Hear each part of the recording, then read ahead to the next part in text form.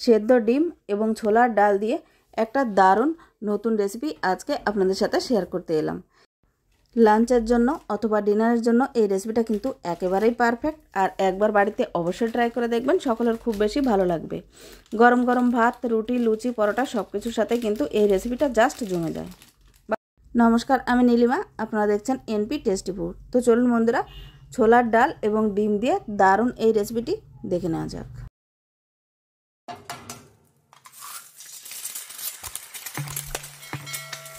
আজকে ছোলার ডাল দিয়ে ডিমের এই রেসিপি তৈরি করার জন্য সবার প্রথমে আমি এখানে এক বাটি ছোলার ডাল নিয়ে নিয়েছি, আর এই ছোলার ডালটাকে আগে থেকে ভিজিয়ে রেখেছিলাম।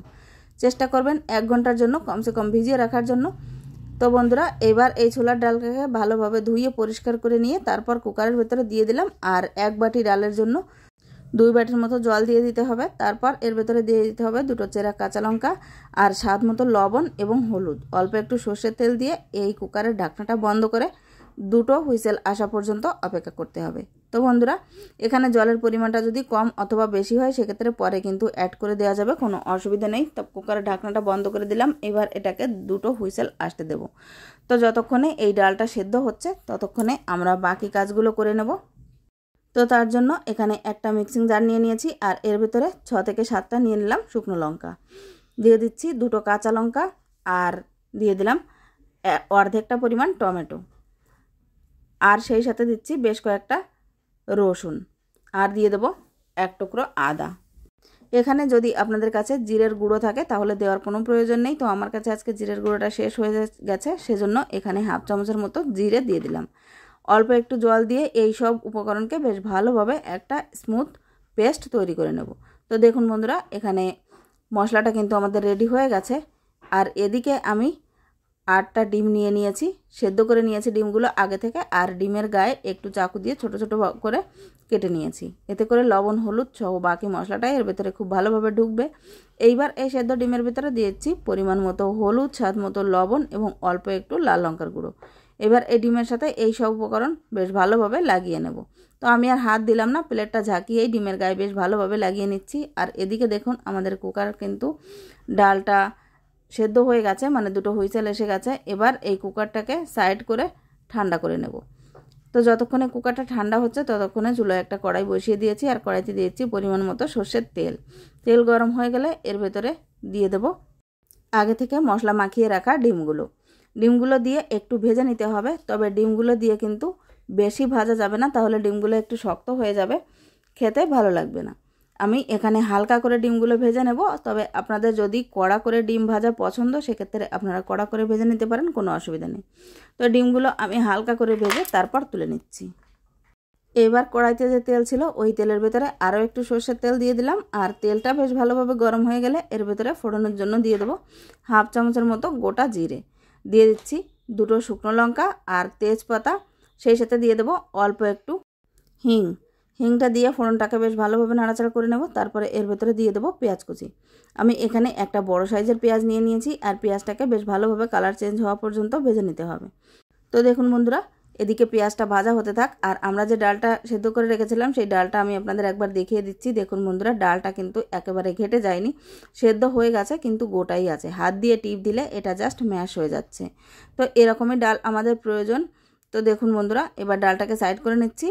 আর এই পর্যায়ে যদি ডালে জলের পরিমাণটা কম মনে হয় সেক্ষেত্রে একটু জল দিয়ে তারপর গ্যাসটা জ্বালিয়ে একটু ডালটাকে গরম করে নিতে পারেন। তো দেখুন এখানে আমাদের ডালটা কিন্তু একেবারেই রেডি, এটা সাইডে রেখে দিচ্ছি। আর এদিকে পেঁয়াজটাও বেশ ভালোভাবে ভাজা হয়ে গেছে। এইবার এর ভেতরে মিক্সিতে যে আমরা পেস্টটা তৈরি করে রেখেছিলাম সেই পেস্টটা দিয়ে দেবো। এইবার পেঁয়াজের সাথে সমস্ত মশলাটাকে বেশ ভালোভাবে কষিয়ে নিতে হবে। আর এখানে যদি প্রয়োজন মনে হয় অল্প একটু জল দিয়ে মশলাটাকে ভালোভাবে কষিয়ে নিতে হবে, যেন মশলাটা খুব সুন্দরভাবে কষানো হয়ে যায়। তো দেখুন বন্ধুরা, এখানে আমি অল্প একটু মিক্সিং জার দিয়ে জল দিয়ে দিয়েছিলাম। এবার এটা বেশ ভালোভাবে কষানো হচ্ছে, আর এই পর্যায়ে এর ভেতরে দিয়ে দেবো স্বাদ মতো লবণ, হলুদ গুঁড়ো, আর দিয়ে দিলাম ধনে পাউডার। জিরে গুঁড়ো এবং শুকনো লঙ্কা আমরা মিক্সিং জারে দিয়ে দিয়েছিলাম, সেজন্য এখানে আর দিলাম না। আর এই সাথে এর ভেতরে দিয়ে দিচ্ছি কাশ্মীরি লাল লঙ্কার গুঁড়ো। সব কিছুকে বেশ ভালোভাবে কষিয়ে নিতে হবে। আর একবার মশলা থেকে তেল ছেড়ে দিলে তারপর যে ডাল আমরা সেদ্ধ করে রেখেছিলাম সেই জল সহ ডাল কিন্তু এর ভেতরে ঢেলে দিতে হবে।